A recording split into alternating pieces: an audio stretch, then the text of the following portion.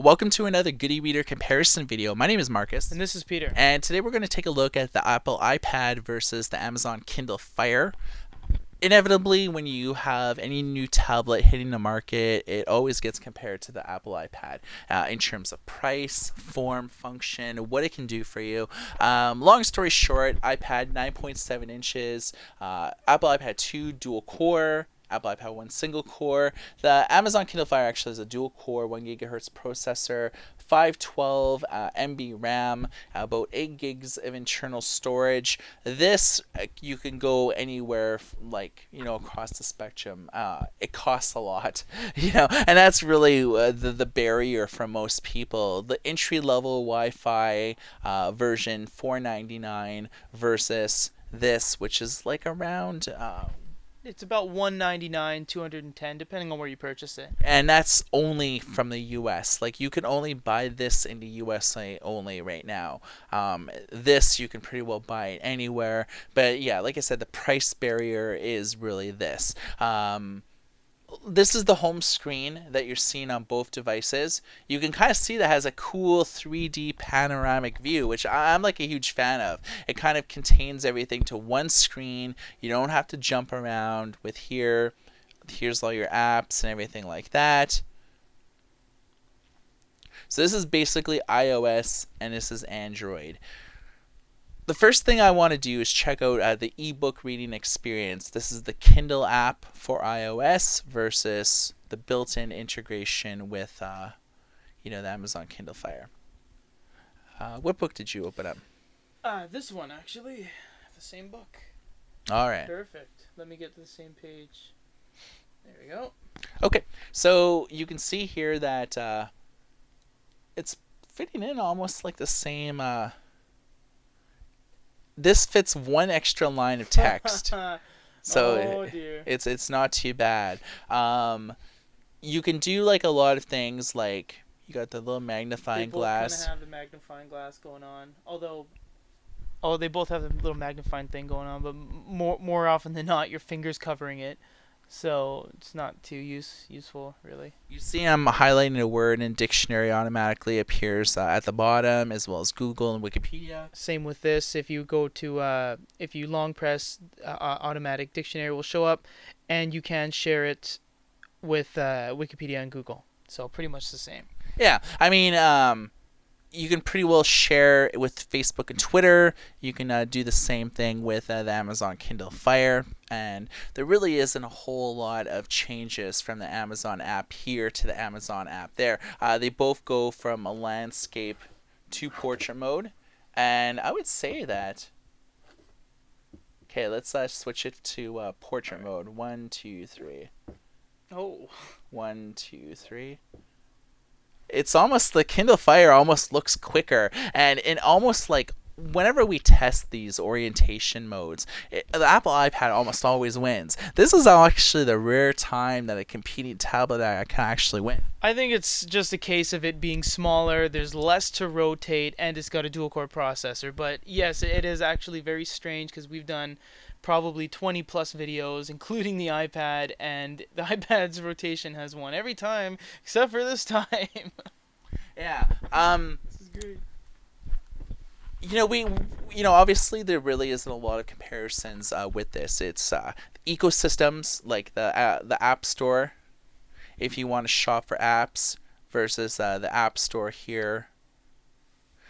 I like the way that on the Kindle Fire, sort of all your apps are on one little screen. On the iPad, there's a ton of different screens. So, you could choose your categories. You have different things here like featured apps. So you can think of it, this is like the main menu here versus the main menu on the Kindle Fire. Almost organized a little, a little differently. What are your initial impressions on the way that they organize the App Store? I don't know, just looking at the Apple, it looks more fun. You have the banners up top giving you advertisements and different kind of featured apps, and then you have a list that you have to kind of travel to down here, whereas I don't know. I like the black background. I like that this bar, the headliner bar, moves. So you're kind of making the most out of a small screen. Whereas obviously this is almost a 10-inch screen, so you do have a lot more room. Yeah, I would probably have to give it to the Apple because they refined it so many times over and over again, right?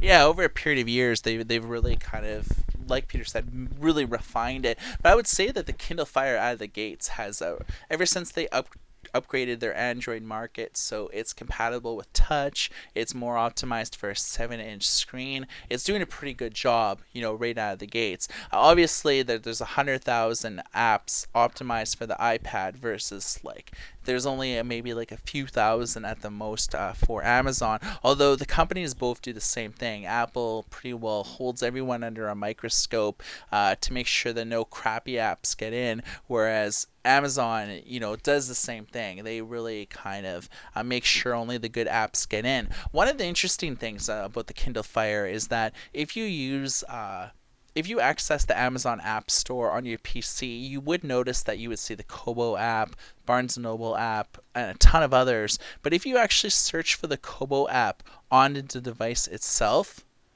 it's actually nowhere to be seen. You can see searches that people are doing, but it actually isn't showing up. Whereas, obviously you can get it with the iOS. One of the advantages that the Kindle Fire has is that you can actually buy books directly on the device. You can't actually buy books with the Kindle app anymore. You actually have to go to Safari, go to the Amazon store, buy a book, and then get it synced up within the Kindle app. It's a whole lot of hoops to jump into. With this, you could buy books straight up on the device. Yeah, I really like how the whole sample system is too. You press try a sample, it downloads, you're done. Read sample now. I could say it on one breath. Look at that. There you go. You start reading the book. Very well laid out. Like Marcus said, you have to travel so much further to get books on this on the device without hooking it up to your computer. Whereas this, it's just kind of an all-in-one. Buying books, verdict. Oh, definitely Kindle Fire. Yeah, for sure. So, we could show you a ton of more things. Let's just visit our own Goody Reader website here and check out how it looks. Both of these web browsers actually have tabbed browsing, and I was actually kind of surprised, and I thought it was super cool that the Kindle Fire actually has tabs, and that really makes jumping from site to site, bookmarking, comment sites very easy to do. Let's just check out like the pinching and zooming factor. Normally the iPad normally wins in tests like this. How does the Kindle Fire do? Well, let me get some text. Let's go to the home page. Yeah, we were on the video page for that, and it's pretty slow going. Yeah, there's quite a bit of content to load here, so here we go.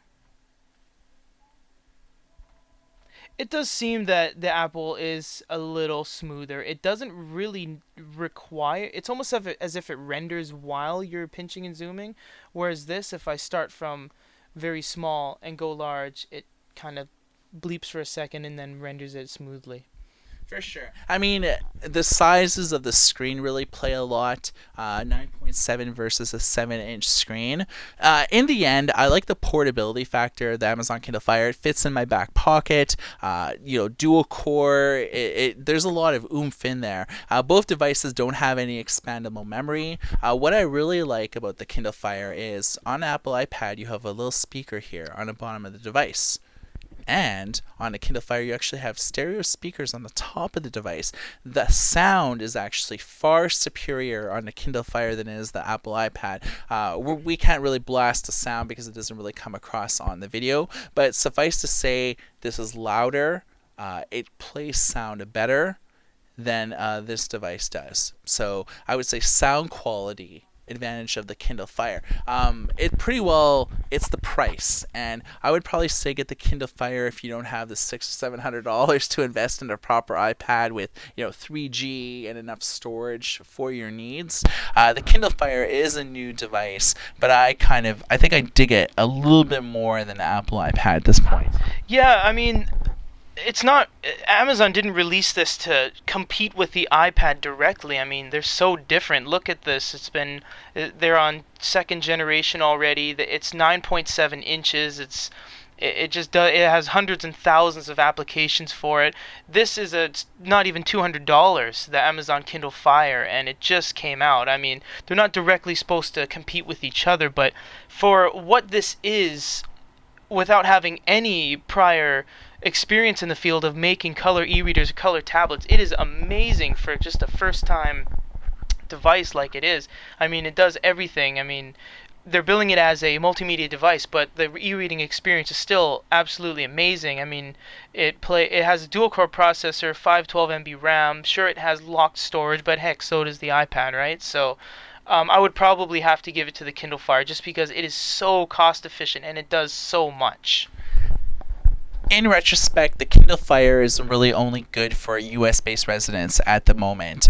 You can't really download apps. You can't really buy a lot of content unless you live in the US, whereas the iPad, very internationally friendly. It doesn't really penalize you for not living in the good old United States of America. Living in Canada, I get a lot more value out of my Apple iPad than I do the Kindle Fire. That may change as they may make things more internationally friendly, or if you use a VPN or proxy servers, you'll be able to get everything out of the Kindle Fire. But as ease of use, form factor, iPad 1 or 2, definitely give it to this versus the Kindle Fire. It's a little bit more mature. The ecosystem's a little bit more developed. I can use the Kobo app, Barnes & Noble app, and a whole lot more with this. I can't really use it with that. It's a little bit more complex to sideload content. With this, it's as easy as using like iTunes, even though I hate iTunes, but I love the Apple iPad. So it's a love-hate relationship. It comes to a matter of price, portability factor, specs, and everything like that. We'll leave it to you to make the ultimate decision on what you think is better. Leave your thoughts and impressions in the comment field. If you like this video, click like, and of course you can check out our written reviews, previews, and everything else on goodereader.com. And for Good eReader, my name is Marcus. And this is Peter. Everybody take care.